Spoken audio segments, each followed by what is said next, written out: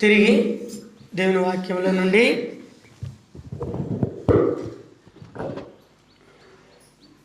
యాకోబు పత్రిక యాకోబు పత్రిక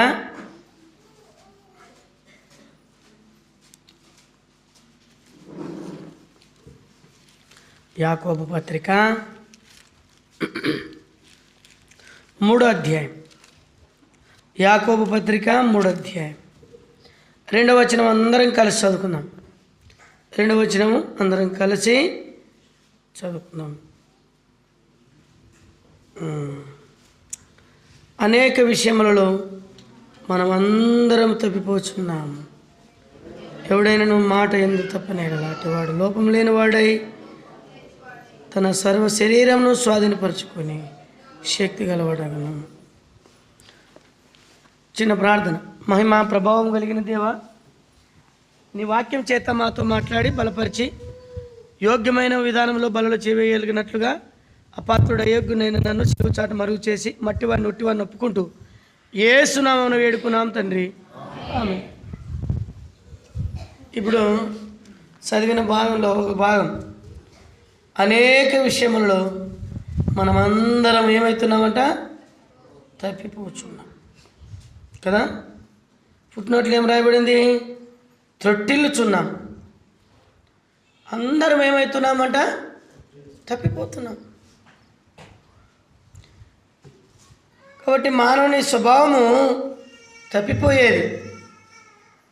కాబట్టి జాగ్రత్త. మనమందరము మానవులము, తప్పిపోతాం కాబట్టి తప్పిపోకూడదు. త్రొట్టిల్లుచున్నాం కాబట్టి త్రొట్టిల్లకూడదు. ఎరిగి ఏం కాకూడదు? చెడిపోకూడదు. యేసు ప్రభు గాయాలని రేపకూడదు. అందుకని దేవుని బిడ్డలైనటువంటి మనం అందరం తప్పిపోతాం. మనమే తప్పిపోయేవారు. ఎవరైనా తప్పులో ఉంటే వారిని విమర్శించకూడదు. నేనును ఒక దినం తప్పిపోతానేమో అని చెప్పి తప్పిపోయిన వ్యక్తిని మంచి దారికి తీసుకొని రావాలా. అందుకనే యాకోబు చెప్పాడు, మనమందరం తప్పిపోతున్నాం, మనుషులందరూ తప్పిపోయారు. అయితే చాలాసార్లు మనం తప్పిపోయినా కూడా ఇతరుల గురించి విమర్శిస్తుంటాం. అట్లా చేయకూడదు. ఎందుకంటే నీవును అట్టి క్రియలే చేయుచున్నావు అంటాడు దేవుడు. తీర్పు తీర్చేదానికి ఏ మనిషి మీద మనకేం లేదు, అధికారం లేదు. దేవుడు ఎవరికి అధికారం ఇవ్వలేదు. దేవుడే అధికారం తీసుకునేవాడు. ఇప్పుడు దేవుని వాక్యంలో మనం చూస్తే ఎవరు తప్పిపోయినారు, ఎందుకు తప్పిపోయినారు, ఎలా తప్పిపోయినారు, ఇవి మనకు చాలాసార్లు మరి అర్థం కాని విషయాలు కదా. ఎట్లా తప్పిపోయినారు అనే మాటలు చూస్తే ప్రాముఖ్యంగా బైబిల్ గ్రంథంలోనే చెప్తాను, బయట చెప్పను, బైబిల్ గ్రంథంలోనే చెప్తా. ఎట్లా తప్పిపోయినారు? లూకాసు వార్త 15వ అధ్యాయము 25వ వచనం. 15వ అధ్యాయము 25వ వచనం చదవండి. అప్పుడు తన పెద్ద కుమారుడు పొలంలో నుండి ఇంటికి వచ్చుచు ఇంటి దగ్గరికి రాగా వాద్యములు నాట్యములు జరుగుట విని దాసుని పిలిచి ఇవి ఏమిటి అని అడగగా ఆ దాసులు అతనితో, మీ తమ్ముడు వచ్చి ఉన్నాడు,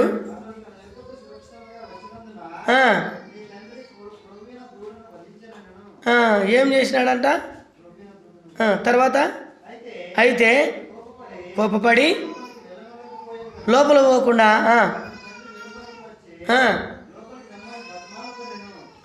పిల్లలు జాగ్రత్తమ్మా, పిల్లలు ఏడుస్తున్నారు చూడు. ఎవరు? నువ్వు కూర్చో వాళ్ళమ్మ చూసుకుంటుంది. నువ్వు వాక్యం నువ్వు ఇప్పుడు దాకా తిరిగి వచ్చినావు, మళ్ళీ పోతాండవు కొన్ని సాగు పెట్టుకొని. కూర్చో వాళ్ళమ్మ చూసుకుంటుంది. కానీ ఇక్కడ తమ్ముడేమో తప్పిపోయి తిరిగి వచ్చినాడు. ఇట్లా తిరిగి వస్తే చాలా మంచిది బ్రదర్, తర్వాత మాట్లాడదులేండి, ఊకోన్నా ఛానల్ అయినా ఊకో అన్న ఛానల్ నువ్వు దయచేసి తర్వాత నువ్వు ఫోన్ మాట్లాడవలసిందిగా మనవి చేస్తున్నాను. ఇంకా అర్జెంటు కావాలంటే మీరు బయటికి పోయి మాట్లాడవలసింది కూడా మేము నీకు కొంచెం రిక్వెస్ట్ చేసుకుంటున్నాం.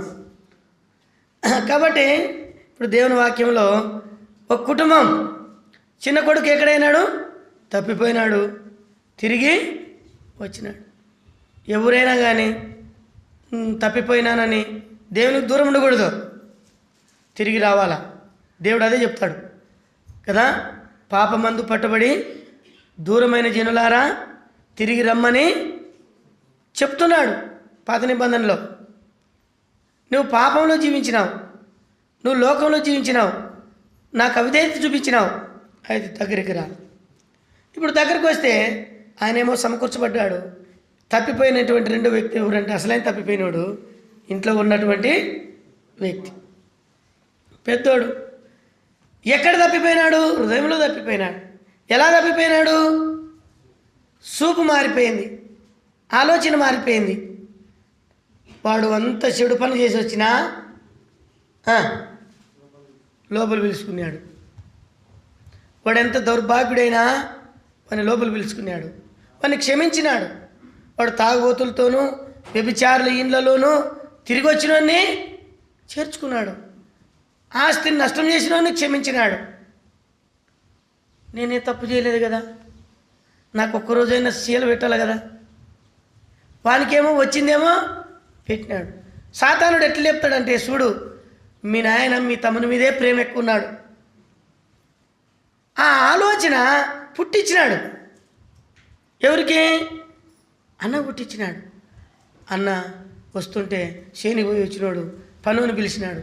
ఏమి శబ్దాలు, ఏమి నాట్యాలు, ఏమి ఇదంటే మీ తమ్ముడు వచ్చినాడు. మీ నాయన సంతోషపడి ప్రేమిందు పెట్టినాడు.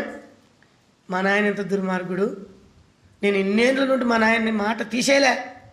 పెద్దోడా అటు పోదురంటే అటు పోయినాను, చిన్నోడు పెద్దోడా ఇటు అంటే ఇటు పోయినాను, అది తీసుకురమ్మంటే అది తీసుకొచ్చినాను. మా నాయన చెప్పినట్టినే కూడా నాకేం ఇయ్యలే, నాకేం పెట్టలే.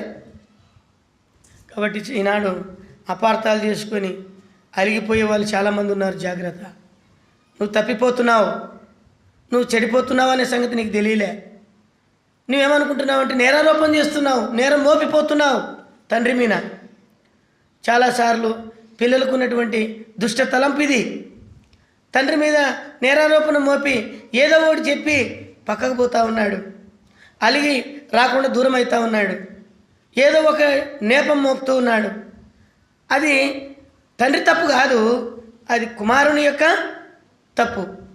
తండ్రి గురించి చెడుగా ఆలోచించాడు. అయ్యో నా తమ్ముడు వచ్చినాడు తిరిగి అని సంతోషపడకుండా వాడు నాశనం చేసినాడు, వాడు దుర్మార్గుడు, వాడు చెడ్డవాడు అనేది గుర్తొచ్చింది. కానీ నా తమ్ముడు తిరిగి నా కాటుకు వచ్చినాడు, నా రక్తము నా దగ్గరకు వచ్చింది, తోడబుట్టినోడు వచ్చినాడు అనే సంతోషం ఆయనకి లేదు. ఎవరైనా దేవుని బిడ్డలు ఎన్నో కీడులు చేస్తారు, తప్పిపోతారు, అక్కడిక్కడ తిరుగుతారు. తిరిగి సంఘంలోనికి దేవుని బిడ్డలకు వచ్చినప్పుడు వాళ్ళని సేవకులు ఎంతో ప్రేమిస్తే మేము ఎంత నమ్మకంగా ఉన్నా మమ్మల్ని చూడలే అంటే నువ్వు తప్పిపోతున్నావని. కాబట్టి ఇతడు ఇంట్లోనే తప్పిపోయినాడు, సంఘంలోనే తప్పిపోయినాడు, బయట లోపలికి రాకున్నాడంట. ఏం రాకున్నావంటే నేను రాను. కొంతమంది చెప్పినారు నీ కొడుకు రాను అంటున్నాడు, బయట నిలబడినాడంటే వచ్చి తండ్రి ఏం చేసినాడు, బతిమాలినాడంట. బతిమాలితే ఏమన్నా సమాధానం ఏం చెప్పినాడు, ఇదిగో ఇన్నేళ్ల నుండి నేను నిన్ను సేవిస్తున్నాను, నీ మాట ఎప్పుడు తప్పిపోలే నేను.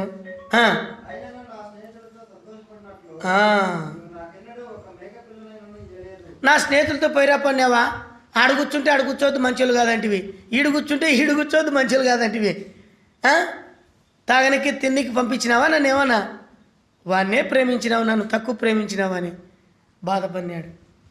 అప్పుడు ఏమన్నాడు,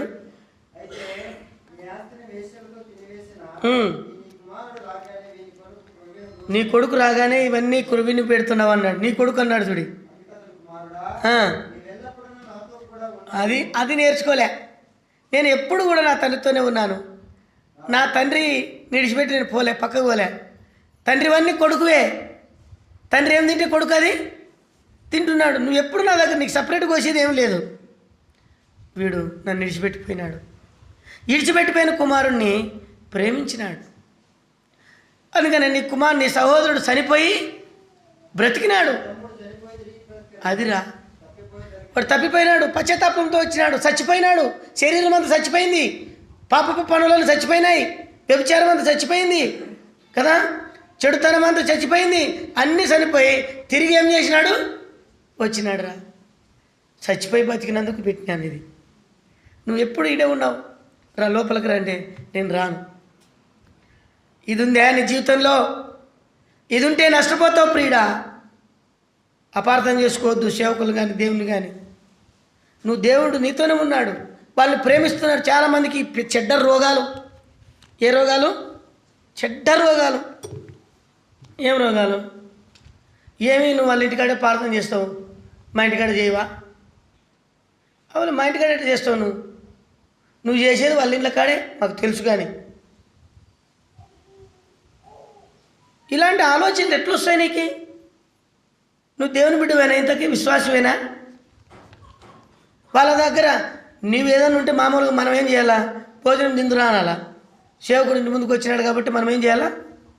భోజనం తినాలా. అంతవరకు మన పని. తింటే ఆయన ఇష్టం, తినుకుంటే ఆయన ఇష్టం. వద్దమ్మా అన్నాడు అనుకో, వదిలేయి. అంతేగాని వాళ్ళని గాయపరిచే మాటలు ఎప్పుడు మాట్లాడొద్దు. నువ్వు వాళ్ళు పెడితే తింటావే, మేము పెడితే ఏంటి తినవు? ఇట్లాంటి మాటలు చాలా పర్యాయాలు దేవుని నిందిస్తున్నావు. నువ్వేదో స్వార్థం పెట్టుకొని మాట్లాడుతున్నావు అనే సంగతి నీకు తెలియకుండానే నువ్వు మాట్లాడుతావు. ఇప్పుడు ఈడు కూడా తప్పిపోయిన పెద్ద కుమారుడు ఇంట్లో తప్పిపోయినాడు. ఆయనేమో వచ్చినాడు. తప్పిపోయినాడు ఆయన కాదు. తప్పిపోయినాడు ఎవరు? పెద్ద కుమారుడే తప్పిపోయినాడు, చిన్న కుమారుడు కాదు. చిన్న కుమారుడు సరి చేసుకున్నాడు, చక్క చేసుకున్నాడు, తిరిగి వచ్చినాడు. ఇప్పుడు నీవు తండ్రి దగ్గరే ఉన్నావు, తండ్రితోనే ఉన్నావు. కానీ తండ్రి మీద అబండాలు మేపుతూ దేవునికి విరోధంగా బయట ఉండాలని ఇష్టపడుతున్నావు. అందుకని ఇంట్లో తప్పిపోయిన కుమారుడు. ఇప్పుడు నువ్వు ఇంట్లో తప్పిపోయినావా, బయట తప్పిపోయినావా? పరిశీలన చేసుకోండి. ఇంట్లో తప్పిపోయినామా, బయట తప్పిపోయినామా? ఎప్పుడు కూడా మనమందరం తప్పిపోయే వాళ్ళమే. ప్రవీణులు కూడా తప్పిపోయినారంట. చూడండి, తిమోతి పత్రిక, మొదటి తిమోతి పత్రిక 6వ అధ్యాయము 21వ వచనం. ప్రవీణులు, నువ్వెంత నేనెంత, ప్రవీణులు తప్పిపోయినారు భక్తిలో. ప్రవీణులు అంటే లేఖనం ఎరిగిన వాళ్ళు, వాక్యం గురించి తెలిసిన వాళ్ళు. అర్థమైందా? బయట మైక్ కనెక్షన్. కాబట్టి వాక్యం ఎరిగిన వాళ్ళు, పాటలు పాడిన వాళ్ళు, ప్రార్థన చేసిన వాళ్ళు, సమర్పణ కలిగిన వాళ్ళు, విశ్వాసంలో నిలబడిన వాళ్ళు, ప్రభు కొరకు త్యాగం చేసిన వాళ్ళు, వీళ్ళందరూ కూడా కొన్ని పర్యాయాల్లో తప్పిపోయినారు. చదవండి. ఆ విషయములలో ప్రవీణులు అనుకున్న కొందరును తప్పిపోయినారంట.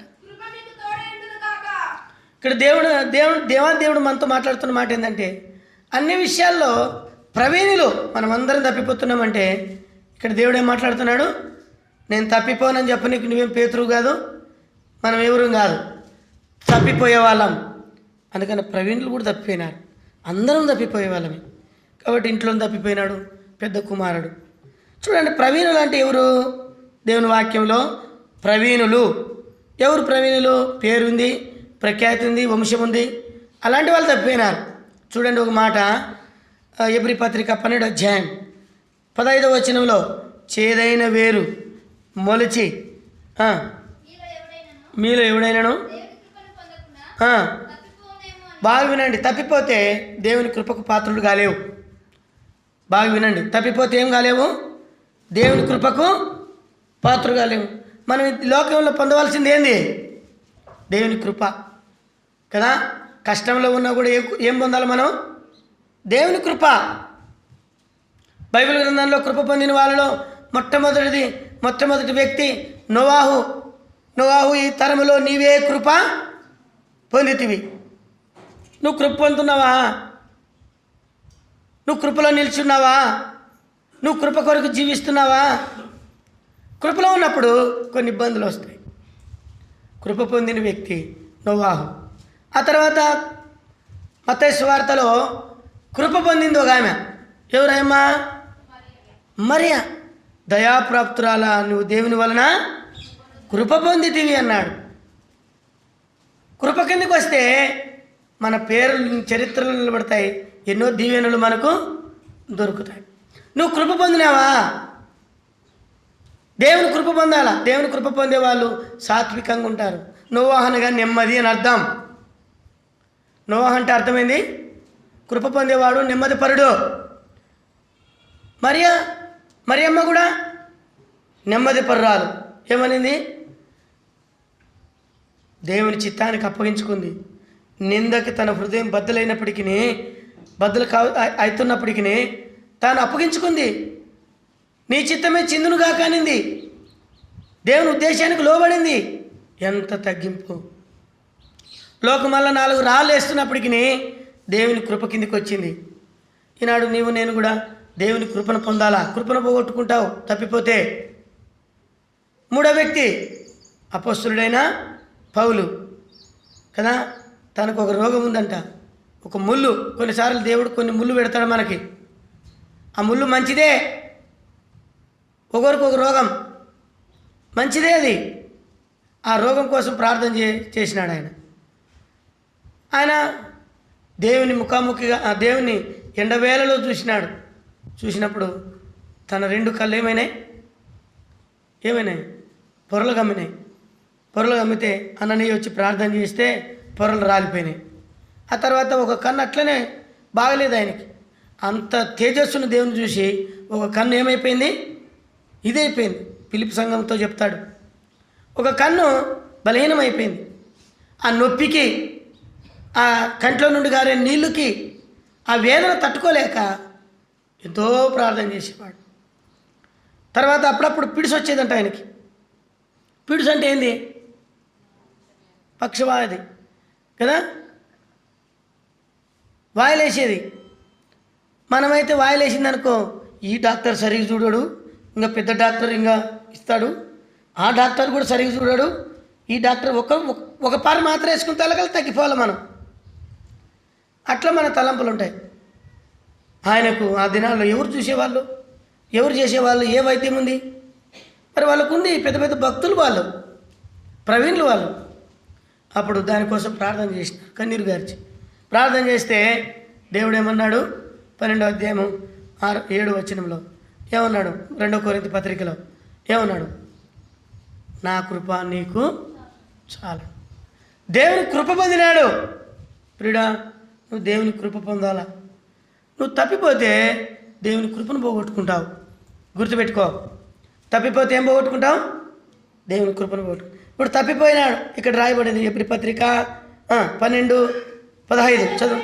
మీలో ఎవడైనాను దేవుని కృపను పొందకుండా తప్పిపోవునేమో అని చేదైన వేరు ఏదైనా మోలిస్తే తప్పిపోతున్నావు. నీలో చేదు ఉందంటే, ఓర్పు లేనితనం ఉందంటే, ఓర్పు లేనితనం ఉందంటే చేదైన వేరు నీలో ఉంది. నీలో చేదైన వేరునుడి ద్వారా నువ్వు చేదైన ఫలాలే కాస్తావు. ఫలభరితమైన జీవితం, మారు మనసుకు తగిన ఫలం నువ్వు పొందడంలే, నువ్వు ఫలించడంలే. అందుకని దేవుని బిడ్డలారా, చాలా జాగ్రత్త మనము వహించాలి. చేదైన వేరు మొలచి మీలో ఎవరినైనా ఏమంట మొలచి కలవరపరుచునేమో అని అనేకులు చూడండి, అనేకులు అపవిత్రులైపోతారేమో ఒక్క పూటి కూటి కోసము. తన జ్యేష్ఠపు హక్కు నమ్మి వేసిన ఏశావు కృపను పోగొట్టుకున్నాడు. చేదైన వేరుంది లోపల కదా. ఏముంది? చేదైన వేరుంది.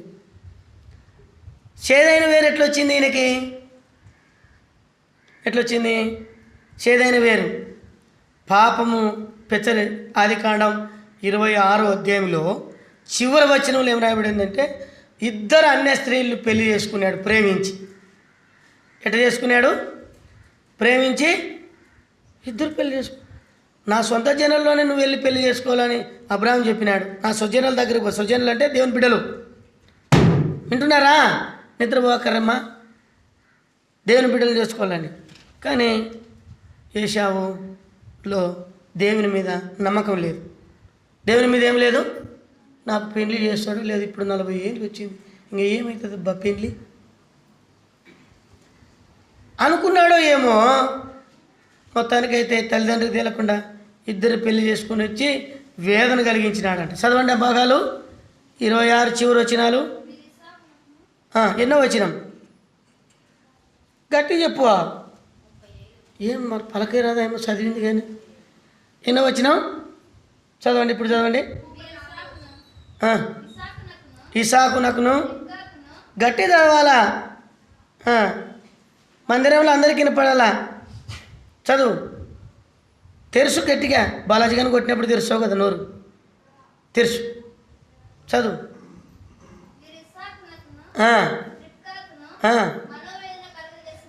ఏం కలిగించినారంటే వీళ్ళకి? తల్లిదండ్రులకి మనోవేదన కలిగించినాడు. తన వల్ల తల్లిదండ్రికి బాధే, తన వల్ల కుటుంబానికి బాధే, తన వల్ల తన దేవునికి బాధ కలిగించినాడు. చేదైన వేరు మొలిచింది, స్వార్థపూరితమైనటువంటి వేరు కృపను దూరం చేసింది. ప్రియుడా, ఎరుగుదువా? నిత్య నాశనానికి నువ్వు సొంతంగా ఏం సంపాదించుకోలేవు, నువ్వు సొంతంగా ఏది చేసుకోలేవు. ఈ మధ్యలో ఈ ఊరిలో నేను చూస్తున్నాను, ప్రతి యవనస్తుడు మటకాడుతున్నాడు చెల్లులో. ప్రతి యవనస్తుడు, దేవుని బిడ్డలు అట్లా పొరపాటు చేశారు మీరు. నేను చెప్తున్నా, పులిపీటి మీద ఉండే చాలా నష్టపోతారు మీరు. నువ్వు సొంతంగా ఏం చేసుకోలేవు, దేవుని వాక్యంలో రాయబడింది. నువ్వేది మిగిలించుకోలేవు కూడా, నీకు ఆశ చూపిస్తారు.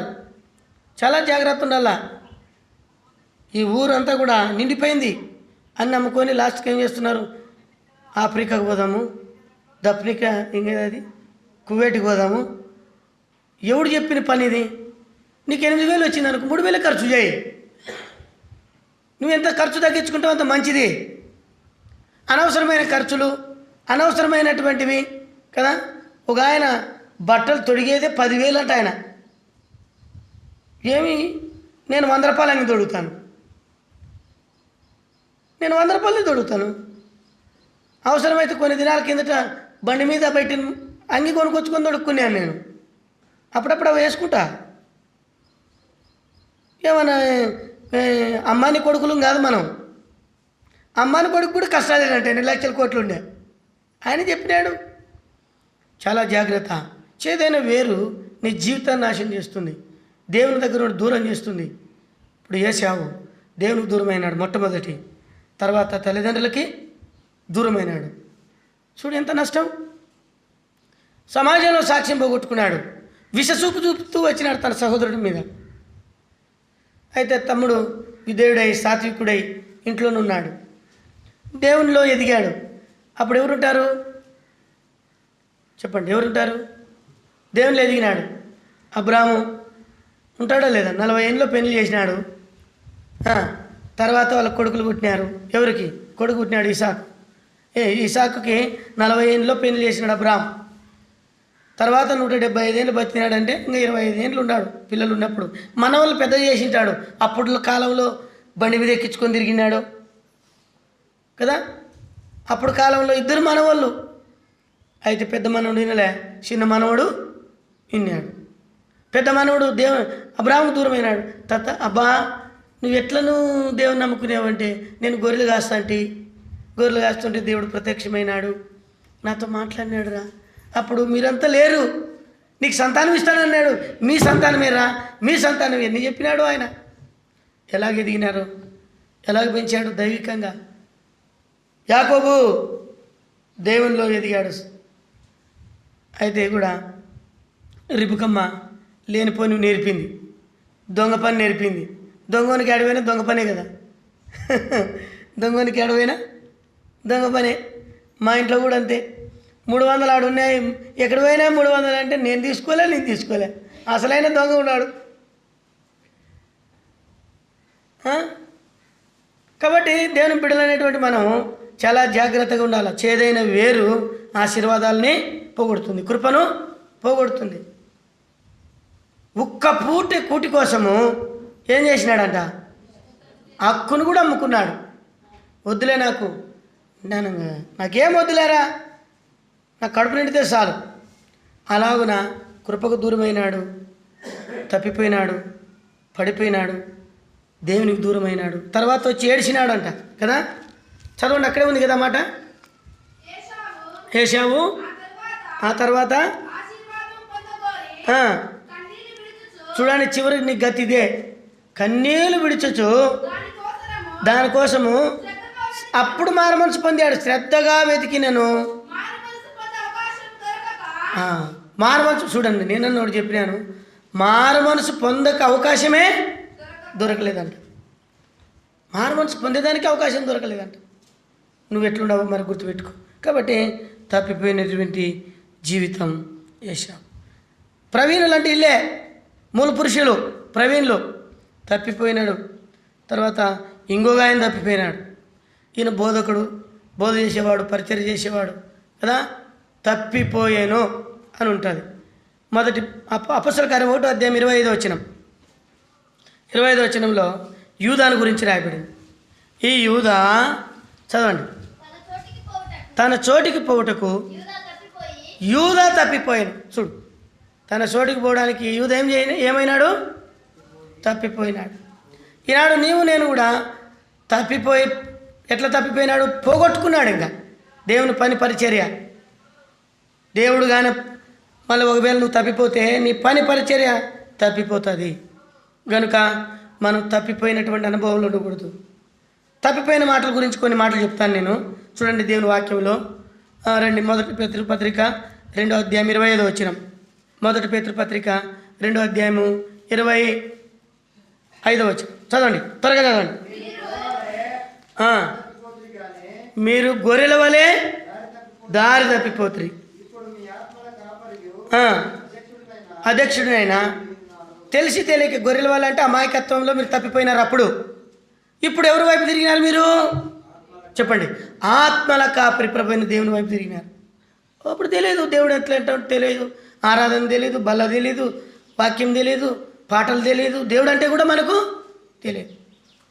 ఏడన్నా దేవుని మాట వినాలంటే ఇసుకుపోయేవాళ్ళు. తెలియదు దేవుడు ఎంత గొప్పవాడు, తెలియదు. అలాంటి దుస్థితిలో మనం ఉంటుంది. ఇప్పుడు ఆత్మల కాపరైన దేవుని వైపు మనం ఏమైనాం? తిరిగినాం, మలినాం, ఎన్నో పొరపాట్లలో జీవించిన వాళ్ళం. అందుకని అంటాడు కదా 19వ కీర్తనలో 2వ వచనంలో అనుకుంటాను, మనము పొరపాట్ల వల్ల తప్పిపోయేటువంటి వారం. అయితే ఒక మాట ఇక్కడ రాయబడి. రెండవదిగా చూస్తే దేవుని వాక్యంలో మనం ఏ విషయంలో తప్పిపోయినామో చూడండి. ఫస్ట్ ఏమో తప్పిపోయేవారము. రెండు విషయం లూకాసు వార్త 22:32 లూకాసు వార్త, త్వరగా లూకాసు వార్త 22:32. మీ నమ్మిక తప్పిపోకున్నట్లు నేను నీ కొడుకు వేడుకోండి. చాలు. నమ్మకత్వంలో తప్పిపోవటం, విశ్వాసంలో ఇది మీ నమ్మిక తప్పిపోకున్నట్లు అన్నాడు ప్రభు. విశ్వాసంలో తప్పిపోకూడదు. దేవుని విషయంలో, నమ్మకం ఉంచే విషయంలో చాలా దృఢంగా నమ్మకము ఉంచాలి. ఏం చేస్తాడో ఏం లేదలే, ఎన్నో దినాల నుండి వస్తున్నానమ్మా, నాకు ఏం కాలే, ఎక్కడిదక్కడే ఉంది, బాగా కాలే. నీ రోగం బాగైనా బాగా కాకపోయినా నువ్వు దేవుని నమ్ముకుంటే నిత్య జీవం చేరుతావు. ఒక ఆయన ఈ మధ్యలో టీవీలో చెప్పినారు, ఆయన నీ కిడ్నీలో రాళ్ళు నీ మాయం చేస్తాను యేసునామంలో టచ్ అన్నాడంట. ఆసుపత్రిలో ఆయన పట్టుకొచ్చినారు ఒక పాపను. పట్టుకొస్తే ఆయన ప్రార్థన చేసినాడు, ఈమెకి ఇంకా ఎక్కువైపోయింది. ఆసుపత్రిలో వాళ్ళ ఆయన వాళ్ళ పోయి కేసు పెట్టినారు. ఇంక ఏం పనులు ఇవి? అట్లాంటివి ఏమి దుర్బోధలు చేయకూడదు, మిమ్మల్ని మోసగించకూడదు. దేవుని వాక్యం చెప్తుంది, దేవుడు తన సొంత సమయంలో నిన్ను స్వస్థపరుస్తాడు. నువ్వు యోగ్యుడిగా కావాలా, దేవుని కృప కిందకి రావాలా. భక్తులకు లేవా రోగాలు? ఉన్నాయి, అందరికీ ఉన్నాయి. కానీ సరైనటువంటి మందు కూడా తీసుకోవాలి. దేవుడు ఇచ్చిన జ్ఞానం చేత డాక్టర్లు దేవుడు నియమించినాడు, చదువులు ఇచ్చినాడు. కానీ వాళ్ళకి అసాధ్యమైనప్పుడు దేవుడు సహాయపడతాడు. కొన్నిసార్లు కొన్ని విధాలుగా దేవుడు స్వస్థపరుస్తాడు. అందుకనే దేవుని బిడ్డలమైనటువంటి మనం నమ్మికలో తప్పిపోకూడదు. నమ్మికలో తప్పిపోతే చాలా నష్టపోతాం కదా. అబ్రహాము దేవునిని నమ్మెను, అది అతనికి ఏమైందంట? నీతిగా ఎంచుకున్నాడు. చచ్చిపోయినా, పానం దిగిన, పిల్లలు కాకపోయినా దేవుని కొరకు నిలబడాలనే తీర్మానం ఆయనలోకి వచ్చినక్కడ దేవుడు ఆయన దర్శించినాడు. విశ్వాసమందు బలీనులు కాలేదు. వాళ్ళు ఎప్పుడు ఇది అవుతుందా కాదా అనలేదు. రమారామి 100 సంవత్సరాలు. చూడండి 4వ అధ్యాయం రోమపత్రికలో రమారామి అబ్రాహాముకు 90 సంవత్సరాలు, తనకు ఎన్ని సంవత్సరాలు? ఆమె 100 సంవత్సరాలు, ఆమెకు 90 సంవత్సరాలు. శారా శరీరం మృతుతుల్యమైనదంట, అబ్రాహాము శరీరం మృతుతుల్యమైనదంట. మరి ఎలా జీవం ఇచ్చాడు ఆ శరీరానికి? నమ్మకం. దేవుని మీద వాళ్ళకు ఉంది ఏముంది? నమ్మకం. నువ్వు దేవుని దగ్గరికి వస్తున్నావు, ఆయన ఎందుకు విశ్వాసం ఉంచాలి? చదవండి ఆ మాటలు ఇప్పుడు. మరియు విశ్వాసమందు బలీనుడు కాక రమారమి 100 ఏళ్ళ వయసు గలవాడైనాడు.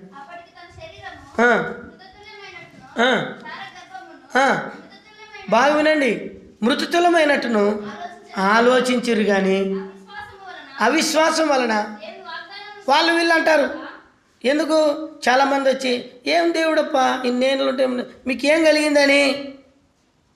అవిశ్వాసం కలగలే వాళ్ళకి, అవిశ్వాసం కలగలే వాళ్ళకి.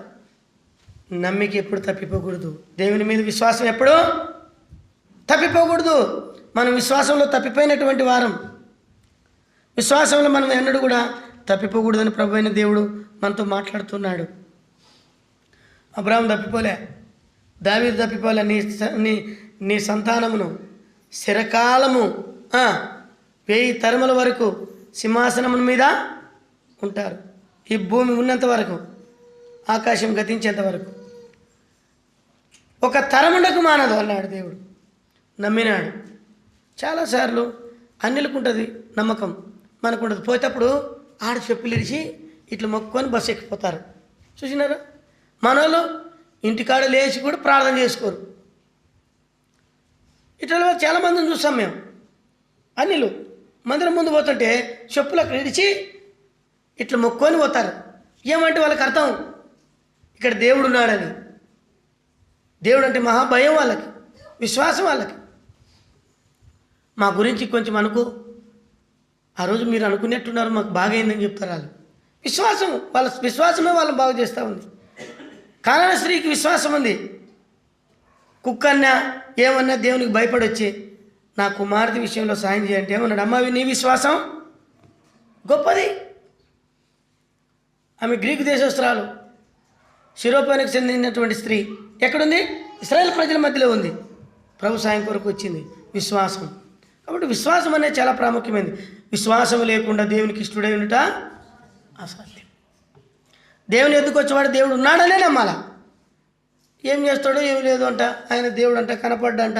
నువ్వు అనుకుంటే టాబ్లెట్ వేసుకోగానే బాగా కాదు నీ రోగం కదా మనకి వెంటనే. అందుకని చాలాసార్లు గవర్నమెంట్ హాస్పిటల్కి పోతే మనకి, గవర్నమెంట్ హాస్పిటల్ కానీ ప్రైవేట్ హాస్పిటల్కి పోని మనకి ఏం చేస్తారంటే ముందు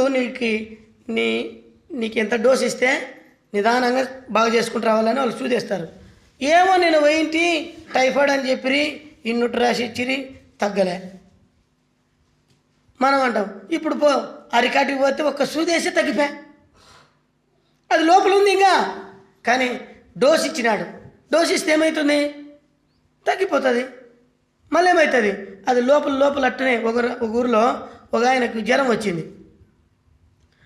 ఇంకా మన వాళ్ళకి కొంచెం తెలివి ఎక్కువ కదా. గవర్నమెంట్ హాస్పిటల్కి పోతే అది రక్తం, ఏమో నా రక్తం చూడు ఎంతోటి తీసుకుండ్రి, నా రక్తం ఎంతోటి తీసుకుండ్రి. ఇది మనకు తెలిసినది. వాళ్ళు రక్త పరీక్షించి నీ రక్తంలో ఏమున్నాయి అన్నీ చూస్తారు. మనకు తెలియదు కాబట్టి రక్తం తీసుకుండ్రి, తర్వాత ఏదో చూదేసిరి, పంపించిరి. అందుకని ఈడ చూపించుకుంటాం. ఈయన రోజు పోయినాడు, సింపుల్గా 50 రూపాయలు తీసుకున్నాడు, ఒకటి పొడిచినాడు, 2 మాత్రలు ఇచ్చినాడు, ఇంకా అబ్బు అన్నాడు, తగ్గిపోయింది. మళ్ళీ పోయి సీలు తెచ్చుకుంటూ చేపలు తెచ్చుకుంటూ తిన్నాక మళ్ళీ జ్వరం వచ్చింది. మళ్ళీ పోతే మళ్ళీ చూదేసినాడు, మళ్ళీ తగ్గింది, మళ్ళీ పోయింది, మళ్ళీ తెచ్చుకున్నావు చికెన్. ఇట్లా తిరిగి ఆయనకి డెంగ్యూ వచ్చింది. ఈయన సుమారుగా ఒక 5-6 సార్లు తిప్పినాడు. ఇంక యాసరికి వచ్చి పొమ్మంటే డెంగ్యూ వచ్చింది, అయిపోయింది, ఎత్తిపోయింది పిట్టంగా. గౌరవం అప్పుడు ఆసుపత్రికి కర్నూలు పోదామా, నంద్యాల పోదామా, శాంతరాము పోదాం కదా. ఎంత తెలివితేటలు మనకే ఉండేది. అప్పుడు చేతులారా అనవసరంగా మనం ఏం చేసుకుంటామంటే ప్రాణం మీద తెచ్చుకుంటాం గోరుతో పోయేదాన్ని. నిజంగా మా ఊర్లో అట్లా జరిగింది. సంచిపోయా మంచి 2 పిల్లలు తండ్రి, నేను చెప్పినాను, ఓయా ఏమొచ్చిందయ్యా నీకు, పోయి ఎమ్మరు పోతే రక్త పరీక్ష చేస్తారు, ఏముందో చెప్తారు, మాత్రలు ఇస్తారు, తగ్గిపోతుంది పోయి చెప్తే ఆయన ఏమన్నాడు తెలుసా, ఎవడు పోతాడు అంత దూరం, 1 కిలోమీటర్ పోయేదానికి, వాళ్ళకి ఈడే ఉండాలన్నమాట. సూది పక్కనే వేయాల, అన్నం కూడా కుర్చీలోకే తేవాలా కదా, ఇంకా స్పూన్తో కూడా తినిపిస్తే ఇంకా బాగుంటుంది, చేతులు ఇరిగిపోవు కలుపుకొని తింటే. అట్లాంటి జనాలు అయినాం మనం. కాబట్టి చాలా జాగ్రత్త, ఎప్పుడు కూడా మనం జాగ్రత్త వహించాలా. దేవునిలో నమ్మకాన్ని కోల్పోవద్దు. వెంటనే నీకేది జరగదు. నువ్వు దేవునిలో విశ్వాస కొలది నీకేం చేస్తాడు దేవుడు, ఆవు ఇంత విశ్వాసంతో ప్రారంభించు. కొండలు పిక్కిలిస్తావు ఒక దినాన. ఏం చేస్తావు, కొండలు బద్దలవుతాయి, జీవితాలు కట్టబడతాయి. నీ ద్వారా అనేకమైన అద్భుతాలు చేస్తాడు దేవుడు. నువ్వు దేవుని కొరకు నిలబడాలి. విశ్వాసంలో తప్పిపోయినాం. అందుకని ప్రభు ఇప్పుడు ఏమంటున్నాడు, మీ నమ్మిక తప్పిపోకున్నట్లు నేనేం చేసినాను మీకోసము. ఇప్పుడు ప్రభు మన కొరకు ప్రార్థన చేస్తున్నాడు. ఎక్కడ, తండ్రి కుడిపార్శ్వను కూర్చొని, నీ నమ్మకం నా నమ్మకం తప్పిపోకుండా ఉండడానికి తండ్రి కుడిపార్శ్వను కూర్చొని ఇంకా విజ్ఞాపన చేస్తున్నాడు. ఆయన ఖాళీ లేడు, ఇంకా పని పెట్టినావు నువ్వు నేను.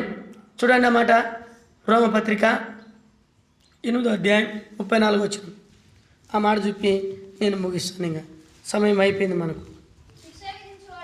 శిక్ష విధించువాడెవడు, అంతేకాదు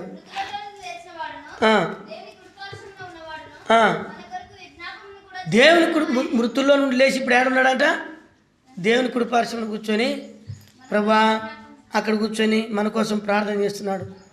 ఉషేనమ్మ రోజు కడుపులో వైరి ఉందంటుంది, ఆ వైరి బాగ్గాను గాక ఆయన ప్రార్థన చేస్తున్నాడు. అక్కడ నీకోదేమో ఈ పిల్లలు చదివి నీకు డబ్బులు లేవంటున్నాడు, లేవంటున్నాడు. ఆయనకు కూడా క్రీస్తు యేసులో అక్కర తీర్చు.